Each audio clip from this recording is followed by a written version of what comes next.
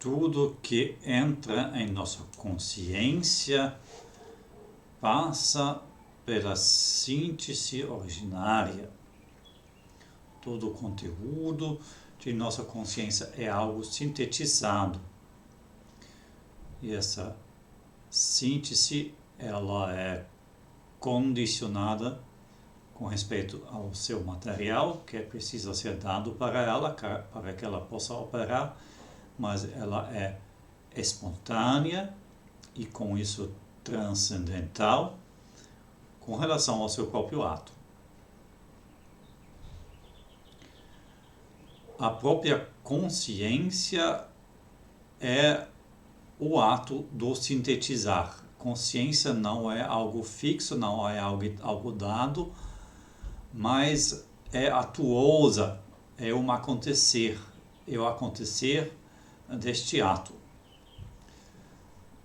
Este aspecto da síntese, ele não se torna claro a partir deste esquema que eu desenhei, porque o mato é difícil para desenhar, né? Temos aqui uma caixa azul, isso deve representar a consciência, mas na verdade a consciência não é uma caixa. A caixa é algo fixo, imóvel, né? A caixa é algo no qual um conteúdo pode cair, mas a consciência ela tem de fato conteúdo, mas não é conteúdo como uma caixa tem conteúdo. É como o mato tem conteúdo, tem especificidade, tem concreção.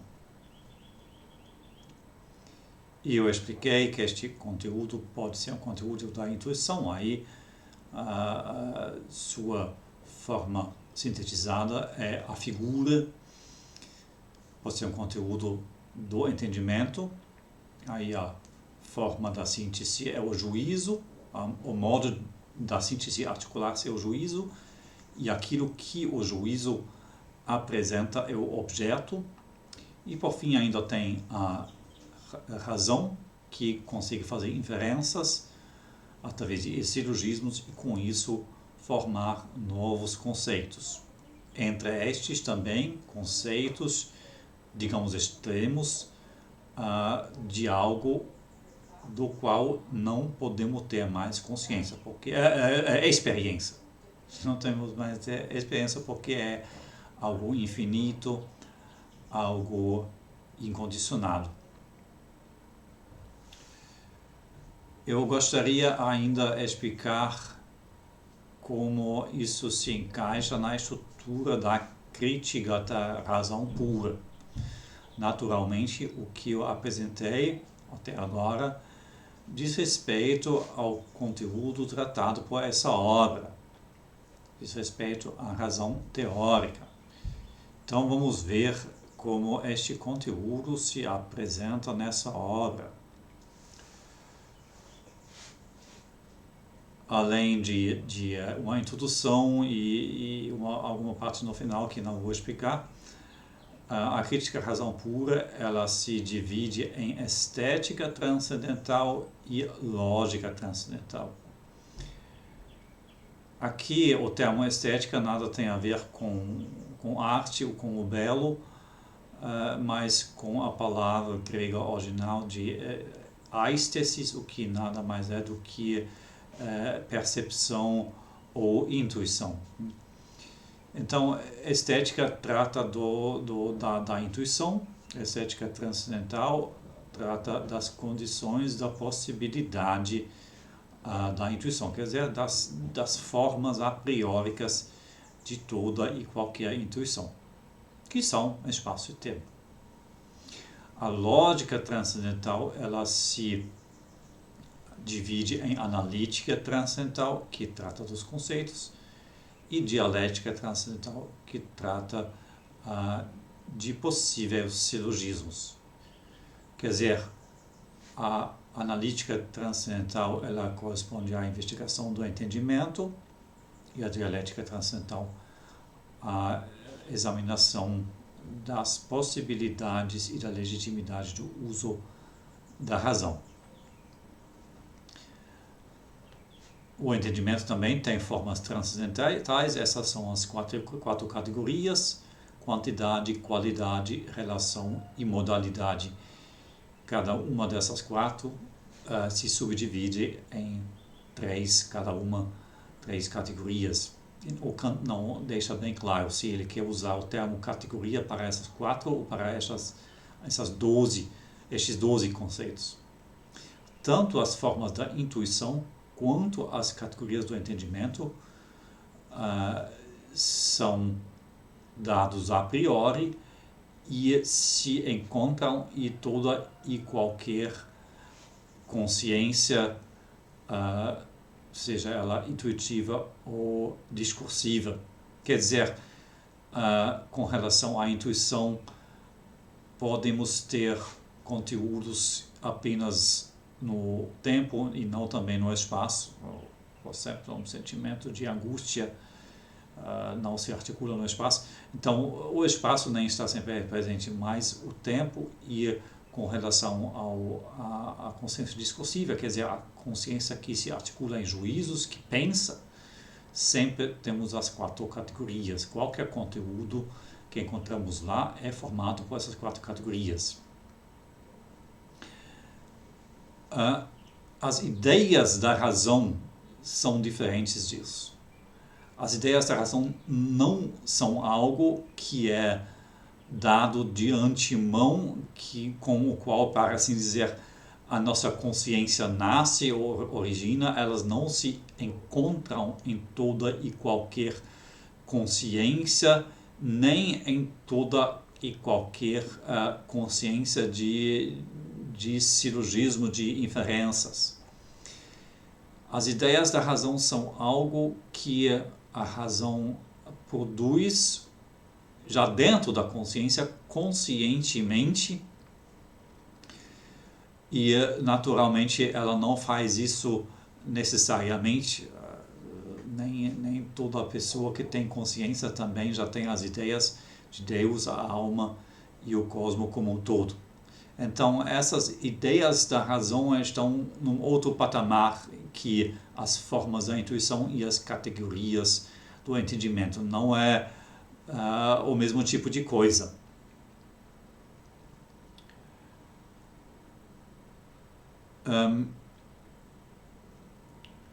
Nós podemos usar as nossas faculdades, as faculdades de nosso conhecimento, de maneira impura e pura. Como uso puro, o Kant quer dizer simplesmente um uso a partir de si mesmo, a partir de nada mais que essas faculdades. O que pode ter além dessas faculdades como ponto de partida, naturalmente, as afeições. Então, o uso puro é, para assim dizer, simplesmente o uso a priórico, onde a intuição e o entendimento operam, produzem conhecimento sem mais nada, apenas a partir de si mesmo. Isso é possível por quê? Porque intuição e entendimento já têm algo, eles já são articulados, não são uma tábua vazia, como dizia o empirismo. Eles já têm formas de espaço-tempo, forma das categorias, formas que são categorias, conceitos transcendentais. E com estes, o sujeito já pode operar. O que ele consegue fazer com essas formas, com esses dois tipos de formas da intuição e forma do entendimento? Ele consegue fazer ciência pura, ciência a priórica, que é a matemática. A matemática usa apenas o espaço puro e o tempo puro e conceitos puros. A matemática não tem input dos sentidos, não tem algo empírico na matemática. A geometria, ela usa o espaço puro e ela usa conceitos puros, como por exemplo o espaço, o conceito do triângulo, e este triângulo, este conceito, ele é construído no espaço puro. Por isso, né, que o triângulo geométrico é ideal, é completamente exato, nenhum triângulo na experiência é absolutamente ideal, é absolutamente exato. Não tem isso no mundo empírico, mas na matemática, evidentemente, nós somos capazes de conceber de tais coisas, né? De um círculo perfeito, de uma linha reta em absoluto, em um ponto sem extensão alguma. Evidentemente, tudo isso não pode ser dado no mundo empírico. Mas na matemática, sim. Como é que podemos pensar tais coisas? Como é que nós conseguimos fazer matemática? Como é que nós podemos, por exemplo, calcular o número π até não sei o que, o milésimo decimal, embora no mundo empírico nunca conseguimos medir a circunferência de alguma coisa com essa exatidão. É porque nós temos acesso a essas formas puras e a conceitos puros. E com essas duas coisas juntas, nós conseguimos formar juízos a prióricos que nos trazem novos conhecimentos. Por exemplo, o conhecimento que a soma dos ângulos num triângulo sempre equivale a 180 graus. E tais coisas. Então, na matemática, nós temos um conhecimento a priórico, puro, que é verdadeiro, que é confiável, que amplia nosso conhecimento. Na aritmética, diz o Kant, nós usamos a concepção ou a forma do tempo puro, da sucessão pura, sucessão dos números, 1, 2, 3, 4. Isso, na visão do Kant, se baseia na concepção do tempo, na forma do tempo que é conceptualizada. Então isso é possível. É possível um conhecimento a priori que realmente amplia nosso conhecimento e que é válido.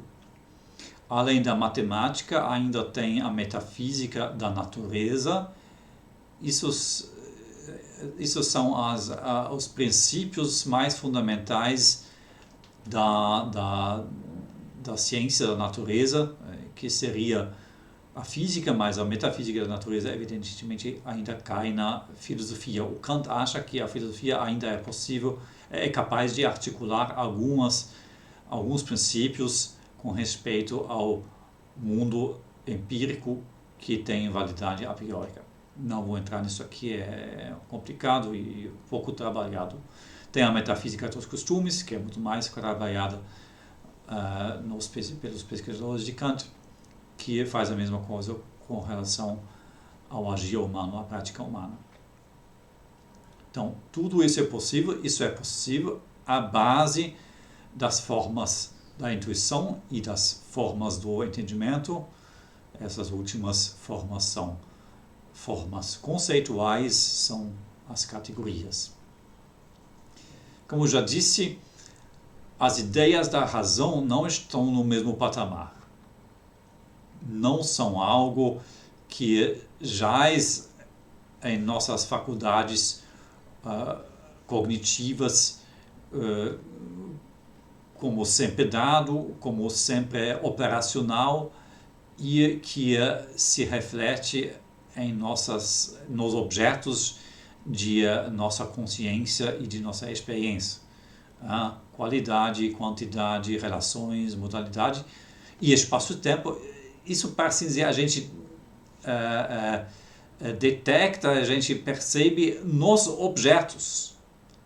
Claro, na verdade não pertencem aos objetos, mas ao sujeito, mas como os objetos foram formados sob essas formas, usando essas formas, elas também são características destes objetos. aparentemente se encontram nos objetos. O objeto tem qualidades, tem quantidade, se encontra em relações, se encontra em espaço-tempo. Essa é a impressão que nós temos em nossa consciência.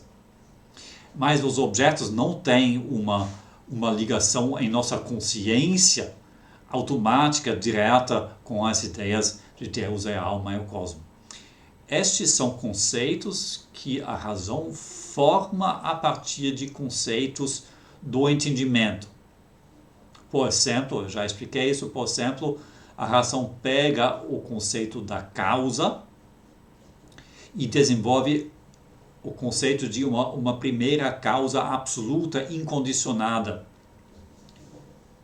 que é chamado de Deus. Então, ela consegue desenvolver um conceito, mas a este conceito não pode corresponder nenhuma intuição. Os objetos matemáticos também são aprióricos, mas pode sim corresponder a eles uma intuição. Eu posso encontrar sim triângulos na natureza. Eu posso construir um prédio redondo ou formar uma bola. Não será uma esfera ideal como uma esfera matemática, mas as formas geométricas, como também os números da aritmética, são capazes, sim, de uma representação empírica. O incondicionado, o infinito, Deus, a alma, o cosmos como um todo, não são capazes de uma experiência que sempre é condicionada, que sempre é finita, que sempre é particular e nunca do todo, como seria, por exemplo, o cosmos. Então aí é a diferença, né? O problema não é que um conceito seja puro, seja apriórico, seja não tomado da experiência. O problema é se um conceito pode ser conceito de uma possível experiência. E se isso não é o caso, este conceito não tem uso legítimo para o conhecimento. Ele pode ter sim um uso para a razão prática, vamos ver isso, mas não é algo que pode ser conhecido. Portanto, não tem uma ciência de Deus, da alma e do cosmos como um todo. Isso seria metafísica do incondicionado, mas é certamente metafísica especial, metafísica das causas fundamentais da realidade. A metafísica geral, que é a ontologia, a ciência das estruturas mais fundamentais da realidade enquanto tal. Essa ontologia ela já foi descartada pelo Kant, pelo seu idealismo transcendental. Não temos acesso à coisa em si, então não tem mais ontologia nesse sentido. Tem ontologia do mundo empírico, mas o Kant não chama isso mais de ontologia, né? Então, a ontologia tipicamente antiga, tradicionalmente, é, por exemplo, a doutrina das categorias. Então, o Kant desenvolve uma teoria das categorias, mas não chama isso mais de ontologia, porque para ele não é mais uma ciência das coisas em si, mas uma consciência, uma ciência da consciência discursiva. Então, a razão tem suas ideias, as ideias da razão.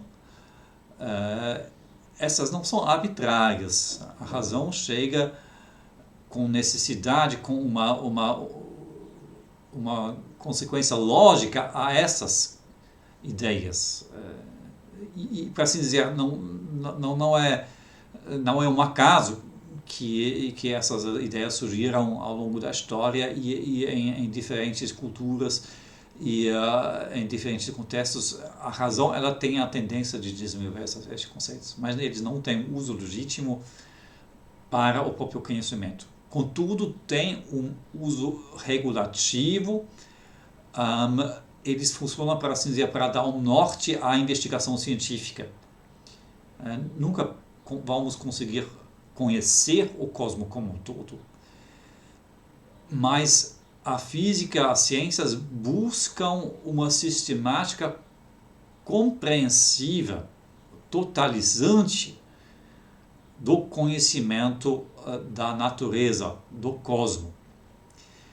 E essa busca, ela é, para assim dizer, implicitamente norteada pela ideia do cosmos. Então, as ideias têm sim uma função positiva, mas essa é apenas regulativa. Elas não nos dão uma informação, elas apenas nos dão um norte para a nossa investigação do mundo empírico. O mundo empírico, eu lembro, é o mundo fenomenal, o mundo dentro de nossa consciência, o mundo assim como ele se apresenta em nossa consciência, o mundo dos objetos empíricos, o mundo que é constituído, sob um ponto de vista formal, pelas formas de nossa intuição e de nosso entendimento, espaço e tempo e as categorias. Sob o ponto de vista formal, digo eu, porque o material para este mundo empírico, ele é nos fornecido através da afeição, então não é uma criação nossa. Mas nós só temos este mundo empírico, não temos acesso àquilo que está atrás da afeição, que seria a coisa em si. Então, no campo do conhecimento, no campo da teoria, nós temos sim a possibilidade de um conhecimento a priori, mas este é o conhecimento da matemática, como também da metafísica da natureza e da metafísica dos costumes, além ainda da lógica, inclusive a lógica transcendental e aquela teoria que o próprio Kant está fazendo. Isso está dentro das possibilidades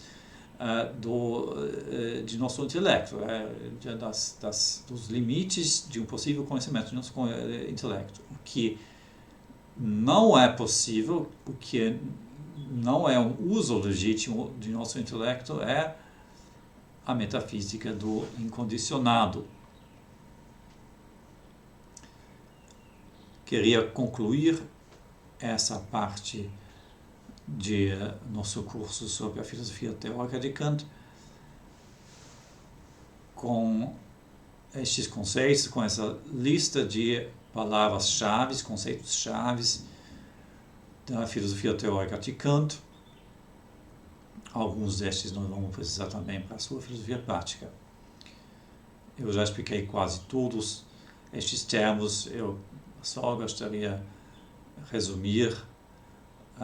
Compreender a filosofia de Kant tem muito a ver com compreender essas distinções conceituais, e uma vez que você compreende essas distinções e estes conceitos, aí você já tem muito mais clareza na compreensão dos textos de Kant, você já tem um norte, você já consegue organizar, para assim dizer, em sua mente aquelas informações muito complexas e sutis que a leitura das obras de Kant lhe dá.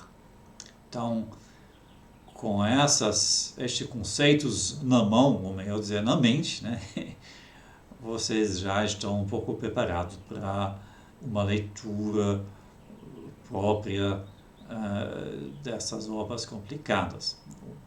A primeira palavra-chave é transcendental. Transcendental, na terminologia do Kant, é aquilo que diz respeito às condições da possibilidade. E mais exatamente, as condições da possibilidade do conhecer. Onde conhecer, né, Erkenntnis, quer dizer consciência ou consciência discursiva. Não é necessariamente um conhecimento verdadeiro e certo. Eu expliquei que este termo para o Kant tem outro significado que hoje em dia no alemão e também no português. Então, transcendental, o que diz respeito à condição da possibilidade de termos algum conteúdo articulado em nossa consciência. E o argumento é que não basta a afeição, não basta algo afetar, causar algo surgir em nossa consciência. É preciso algo para além disso, é preciso uma síntese e é preciso formas, regras para essa síntese. E isso é o que tem a característica do transcendental. O predicado transcendental se aplica a isso, aquilo que é condição da possibilidade. A possibilidade de termos consciência existe, isso é evidente. Mas o Kant argumenta essa possibilidade, ela não é, como dizer, né, sem qualificações, ela é condicionada, ela pressupõe condições. Só certas condições pode haver consciência tal como nós a temos. E a teoria transcendental é a articulação, a apuração dessas condições, que são espaço e tempo e as categorias, né? A distinção entre a priori e a posteriori, acho que todos vocês já sabem isso agora, né? De antemão da experiência e a partir da própria experiência. O importante aqui é sempre lembrar, tem um nexo estrito entre o a priorico e o universal e necessário. Tudo que é a priori é universal e necessário e vice-versa. Tudo o que é necessário e universal em sentido estrito é a priorico. Esse lembra do argumento contra o Hume. Né? Toda afeição é particular, é única, é limitada, é apenas neste momento. Ela não pode informar-nos de algo necessário universal. A afeição, ela não pode transportar esse tipo de informação. E, portanto, a pura afeição, ela não pode explicar como nós podemos ter a noção de algo que seja universal e necessário. Então, essa noção em nossa mente, ela precisa ter outra fonte, e a fonte são, né, as formas transcendentais. Então, isso também será fundamental para a filosofia prática, este nexo estrito entre o a priori e a universalidade e necessidade estrita. Isso foi criticado depois, não vou entrar nessas discussões, mas para o Kant parece evidente, né? Ele nem argumenta em favor disso, parece evidente para ele e é a base de muitas de suas argumentações. Depois, uma distinção que o Kant introduz já na introdução à crítica da razão pura e que eu não usei aqui até agora, só vou explicar brevemente. Na verdade, o próprio Kant, depois dessa introdução, ele não usa mais muito essa distinção. Então, na verdade, na minha opinião, ela não tem tanta importância como ele parece indicar na introdução e como também vários leitores dizem. Uma sentença analítica é uma sentença que só explicita no predicado o que o termo do sujeito gramatical já contém. O exemplo clássico do próprio Kant é o conceito do solteiro. O conceito do solteiro já contém o não ser casado. Então, quando eu formo o juízo, um solteiro não é casado, ou também este solteiro não é casado, eu só estou explicitando no termo do predicado o que o termo do sujeito já contém. O termo do sujeito é solteiro, o predicado é não casado ou não é casado. Naturalmente, tais sentenças podem ter sim um sentido, por exemplo, quando alguém está aprendendo uma nova língua, então ele precisa de tais juízos analíticos, sentenças analíticas para aprender, né, o sentido das palavras. Ou também, né, quando você lê as regras de um jogo, no jogo de xadrez, por exemplo, a torre é uma figura que pode mover-se apenas em linhas retas, né? Isso é uma sentença analítica dentro do jogo de xadrez, né? Mas para aprender esse jogo você precisa dessas sentenças analíticas. Uma sentença sintética é uma sentença que acrescenta algo ao termo do sujeito. Este solteiro é velho. Então, não faz parte do sentido da palavra solteiro que ele seja velho. Essa árvore é verde. Não é necessário para uma árvore que ela seja verde, né? No tempo de inverno, como eu expliquei, pelo menos na Alemanha, nas zonas mais frias do mundo, uma árvore você pode estar sem folhas. Então, essas são sentenças sintéticas.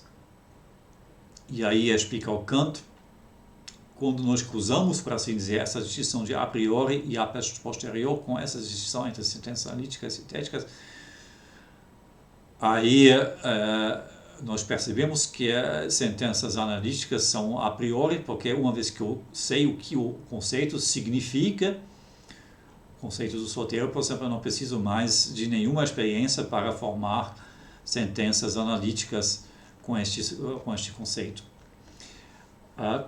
Sentenças sintéticas a priori também não tem problema. Eu sei o que é uma árvore, eu vejo para essa árvore lá, aí eu tenho a impressão sensitiva de verde, aí eu formo a sentença, essa árvore é verde. Então, uma sentença sintética que é a posteriori, porque o conteúdo, o predicado que eu estou acrescentando ao sujeito gramatical, ele vem da experiência. A grande questão é se existem sentenças sintéticas a priori, quer dizer, onde o novo conteúdo é acrescentado ao termo do sujeito, mas este conteúdo não vem da experiência, mas vem do uso puro da razão. E o Kant diz que há sim sentenças sintéticas a priori que são válidas, que têm um valor de verdade na matemática e também na metafísica da natureza e dos costumes. Quer dizer, o Kant acha que a matemática ela contém sentenças sintéticas a priori. A grande maioria dos filósofos da matemática discorda. A grande maioria diz que a matemática, assim como a lógica, só contém sentenças analíticas. Mas para o Kant essas sentenças são sintéticas porque elas contêm uma síntese entre formas da intuição e formas do entendimento, entre espaço-tempo por um lado e conceitos pelo outro lado. E aí precisa ser feita uma síntese para juntar essas duas coisas E isso é uma atividade originária, um ato originário de nosso intelecto, não é algo simplesmente dado de forma a priori, de maneira a priori, mas é algo a priori sim, mas constituído a partir de um ato de síntese. E por isso o Kant defende que este seja conhecimento sintético a priori, quer dizer, conhecimento em sentido estrito, porque conhecimento analítico é, na verdade, o não conhecimento, né? Não é um conhecimento autêntico, né? Porque a informação que o solteiro é casado não é um conhecimento novo. Quem já conhece o conceito do solteiro não precisa mais da informação que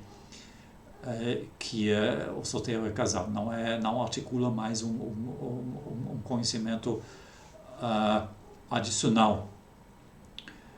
Mas as sentenças da matemática, na opinião do Kant, fazem isso sim.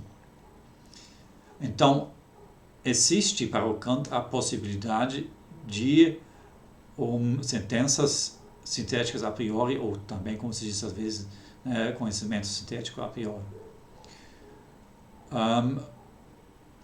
Mas não há a possibilidade de metafísica, no sentido tradicional, metafísica do incondicionado, e essa metafísica teria que consistir exclusivamente em sentenças sintéticas a priori.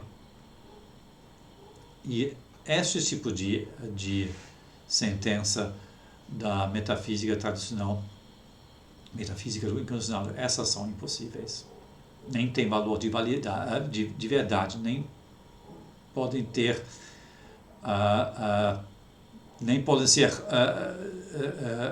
falsas nem verdadeiras. Simplesmente não tem validade, não tem aplicação, não tem possibilidade de ter validade. Uma outra distinção fundamental é aquela entre receptividade e espontaneidade. A nossa faculdade da recepção, de receber, é a intuição. A nossa faculdade de atuar espontaneamente é o entendimento e a razão, é o intelecto, o logos, né? Do qual a lógica é a ciência. Essa distinção ela também foi criticada, foi dito que a intuição ela não é apenas receptiva, ela também já é ativa. Outra vez não vou entrar nessas distinções. Me parece correto que precisa haver sim uma distinção clara entre essas duas coisas. A outra questão é se estes dois aspectos podem ser distribuídos tão nitidamente a duas faculdades e que podem ser separadas nitidamente no ato que constitui a consciência. Não vou entrar nisso, né? Só para indicar que aqui pode haver um problema para o Kant. Distinguimos entre o múltiplo da intuição e a síntese transcendental originária. O múltiplo da intuição é condição da síntese, mas só condiciona ela sob o ponto de vista material.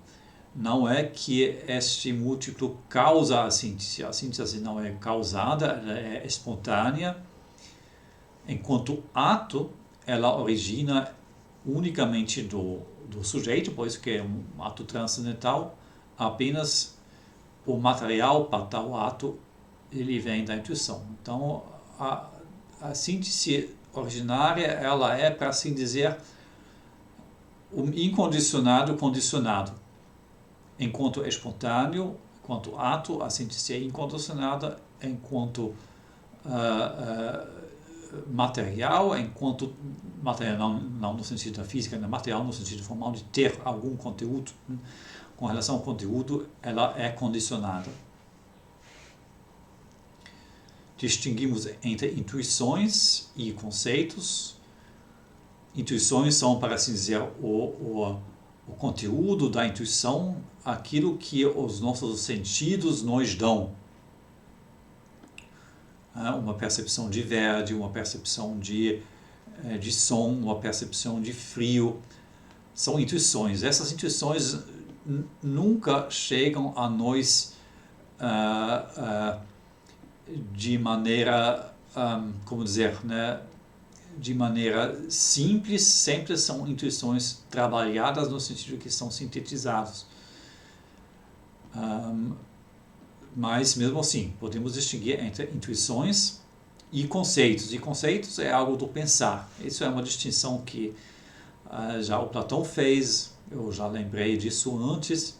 Então essa antiga distinção ela se reencontra em Kant, mas agora como distinção entre duas faculdades, a faculdade de nossa receptividade e a faculdade de nosso intelecto que é espontâneo. Nós temos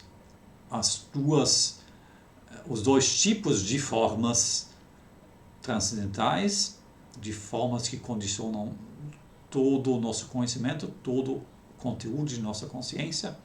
Por um lado, as formas da intuição, que são espaço-tempo, e as formas do entendimento, que são conceitos, que nós chamamos de categorias. Dentro do entendimento, distinguimos entre juízo e objeto. O juízo é o ato de pensar, o ato do intelecto, do inteligir, para assim dizer. Nós compreendemos por meio de juízos. Então, em primeiro lugar, um juízo não é um conteúdo em nossa consciência, mas é a efetivação, o ato de nossa consciência discursiva. Num segundo instante, eu também posso pensar e falar sobre juízos. Então, eu posso tornar juízos objeto de minha consciência. Isso é possível porque nós conseguimos refletir sobre qualquer coisa, até sobre a própria consciência e sobre estruturas. Mas, originariamente, o juízo é o ato, a efetivação de nosso pensar, consciente, não o conteúdo. O conteúdo do juízo, aquilo que o juízo nos apresenta, aquilo que ele faz presente em nossa consciência, é o objeto. O juízo nos apresenta o objeto, o foco de nossa consciência é o objeto. E por isso que para nós o mundo é constituído por objetos e não é constituído por juízos ou por estados de coisa que correspondem à forma de juízo. O foco do juízo, o sobre o que do juízo é o objeto. Né? Quando eu penso a árvore é verde, então o que está, né, diante de mim, mentalmente falando, é a árvore que é verde, mas não o juízo, a árvore é verde. Esse juízo eu estou pensando, é isso que eu estou fazendo, eu estou pensando esse juízo. Né? Mas o que está, digamos, diante de mim, distante de mim, é o objeto. O juízo é o que eu estou fazendo, o objeto é aquilo que é dado para mim. Dado para mim apenas no ato de julgar e pelo ato de julgar. Né? Mas ele é objeto, ele é objetivo, por isso, né? Essas duas palavras, objeto e objetivo, são conectados. Né? Objetivo quer dizer dado para mim, diante de mim, diferente de mim, na minha frente, é aquilo que é objeto, e não é o juízo. Então, e por isso que tem objetividade. Para assim dizer, a objetividade ela é justificada, não é tudo subjetivo. Não é como no idealismo do Berkeley, que, na verdade, objetividade é uma ilusão. Há conhecimento objetivo. Por exemplo, o conhecimento das ciências naturais é objetivo. Claro, ele é falível. Né? Objetivo não quer dizer infalível, né? Mas é conhecimento de algo que independe de mim, enquanto sujeito individual, que independe de minha arbitrariedade. Para assim dizer, eu preciso reconhecer que, por exemplo, vale a lei da gravidade. Isso não é apenas uma ilusão, essa lei. Essa lei não é apenas uma criação minha, não é uma ilusão. Realmente posso afirmar, estou justificado em afirmar que vale essa lei. Né? Para o Hume, isso não é possível. Né? Isso é... Estou permitido, né, para fins práticos de falar assim, né? Mas na verdade não é correto dizer, né, que a manga cai da árvore por causa da força da gravidade, né? Porque com isso eu estou estabelecendo o nexo necessário universal, e para o Hume a experiência ela não permite estabelecer esses nexos, porque só permite estabelecer associações que nunca têm universalidade e necessidade estrita. Para o Kant, é justificado falar sobre tais nexos, é até necessário, é requerido de nós reconhecermos tais nexos. Por exemplo, os nexos que as leis da natureza estabelecem, com necessidade e com universalidade. Só que a fonte dessa universalidade e necessidade não é a coisa em si, algo fora de nós, mas a fonte disso são as formas a prióricas. A aprioricidade dessas formas é aquilo que dá conta da universalidade e necessidade destes nexos. Então, as leis naturais têm a sua necessidade e universalidade a partir das formas a prióricas. O conteúdo dessas leis não é dado para nós de forma a priori. Nós precisamos investigar, nós precisamos fazer ciência natural. Mas a forma, ela é fornecida não pela coisa em si, mas pelas formas transcendentais que são nossas. Repito, não criações nossas, não algo que nós inventamos, que podemos estabelecer arbitrariamente. Não, nós necessariamente usamos essas formas, porque essas formas são as condições da possibilidade de uma consciência discursiva. Então, necessariamente, nós temos consciência de tais coisas, né, de nexos universais e necessários. Mas a fonte disso é a prioricidade e, depois, em última instância, a síntese originária. Mas uma vez que entendemos isso, nós podemos fazer ciência natural, matemática, lógica, tudo isso, não apenas como antes, mas agora de maneira, para assim dizer, confirmada. É legítimo, é justificado formular tais sentenças, não apenas na matemática, mas também nas ciências naturais, sentenças que fazem pretensão à universalidade e necessidade. Tais sentenças podem ser verdadeiras e podem ser falsas. A base dessa validade, dessa verdade ou falsidade, não é a coisa em si. Essa é a ilusão, este é o erro. A base disso são as formas transcendentais. Mas essa base, ela é igualmente válida, ela é absolutamente confiável com relação a toda a experiência nossa. E fora de uma experiência nossa, nós sabemos nada, não podemos saber nada, fora de uma possível experiência nossa. Então, por exemplo, o conceito da causalidade, ele é justificado, ele tem validade, novamente, para assim dizer, depois dessa crítica do Jung.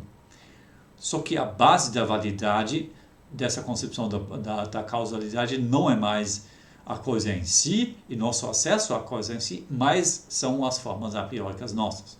E o mesmo vale para a unidade das coisas, distinção das coisas, modalidade, relação de substância acidente, relação de ação recíproca, tudo que tem a ver com necessidade e universalidade.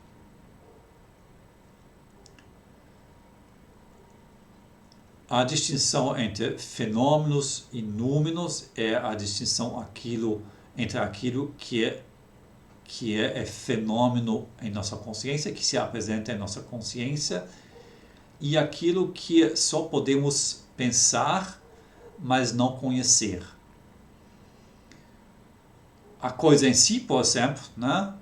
A coisa em si nós não podemos conhecer, mas como é? Evidentemente nós falamos sobre coisas assim, né? Como é que conseguimos falar sobre coisa em si? Né? Como é que chegamos a tal concepção? Pensando. Pensando, usando nosso pensamento, nós observamos, eu tenho diferentes objetos em minha consciência. Contudo, estes objetos, eles não se comportamentam assim como eu queria. Eles não obedecem a mim, aos meus desejos. Né? Uma pedra cai no meu pé e me causa dor, eu não quero isso. Né? Então é evidente que os objetos em minha consciência não são criados por mim, não têm sua causa nos meus desejos e na minha criação. Então tem que ser, diz o pensamento, então tem que ter sua causa fora de mim. E isso seria a coisa em si. Então isso é o conceito da coisa em si, que eu formo através de meu pensamento. Só que a investigação transcendental ela mostra que eu nunca posso conhecer tal coisa, né? O pensamento da coisa em si eu posso desenvolver sem problema algum, mas o conhecimento da coisa em si é impossível. Agora, quando a gente olha bem, o mesmo vale para outras concepções que o pensamento desenvolve, para as ideias da razão, Deus, alma, cosmo como um todo, mas também para tais coisas como o sujeito transcendental. O sujeito transcendental também não é algo que nós podemos conhecer, só podemos pensar ele. Né? A síntese ela tem uma unidade que ela, para assim dizer, que liga ela em todo o seu ato e também, né, conecta as diferentes sínteses, diferentes intuições que eu estou recebendo ao longo do tempo. E aí o pensamento forma a noção de uma unidade atrás da síntese, uma unidade que é constante, idêntica em toda a síntese, e isso seria o sujeito transcendental. Uma outra ideia que é um número, que é muito importante para o Kant, que será muito importante para a filosofia prática, é a liberdade. A ideia da liberdade. No contexto da cristalização pura, essa ideia surge no contexto da cosmologia. Nessa questão, se tudo no cosmos surge a partir de uma causa ou se também é possível que algo surge de maneira espontânea, e liberdade seria causalidade a partir de espontaneidade, causalidade que não é por sua vez causada, mas que causa espontaneamente, causação espontânea. Nós podemos outra vez formar a noção, a ideia de tal causação, mas nunca podemos ter conhecimento dela. na razão teórica, nunca temos acesso a um conhecimento da liberdade. A ideia da liberdade não tem uso legítimo para um conhecimento, mas essa ideia é fundamental para a filosofia prática. Aí você já vê, né? Essas ideias, elas não são meras, como dizer, ilusões, chimeras, algo sem valor, né? Só não tem valor para o conhecimento. Então, fenômeno, o que ou é conteúdo de uma experiência, ou pode ser conteúdo de uma experiência, né? Como também os objetos matemáticos, né? Esses podem ser fenômenos, né? Posso ter a experiência assim, né? de um triângulo, e números, algo que é apenas pensado, mas nunca representado por uma intuição em minha consciência. E, por último, distinguimos entre analítica e dialética transcendental. Analítica, ambas são as duas partes da lógica transcendental. A analítica transcendental, ela, para assim dizer, analisa o intelecto, analisa o que está dado em nosso intelecto, dado no sentido de formas a prióricas, de regras para a formação de um conteúdo discursivo por meio da síntese. E a dialética transcendental, a investigação de nossa faculdade de ir para além do dado, para além do recebido na experiência, e através da inferência, do silogismo, formar novos conteúdos e novos conceitos. Bem, com este resumo de conceitos chaves, eu concluo a nossa breve apresentação muito abreviada da filosofia teórica de Kant, e agora nós estamos preparados para entrar em sua filosofia prática, e aí vocês vão ver que nós vamos reencontrar muitos desses conhecimentos, e nesse sentido a filosofia teórica em Kant ainda é a base da filosofia prática, porque ela nos prepara, né? ela nos prepara aquilo que a filosofia prática nos pode explicar enquanto explicitação da liberdade. Nós vamos ver que isso vai ser diferente já em Fichte e depois em Schelling e Hegel. Mas isso fica para uma outra aula.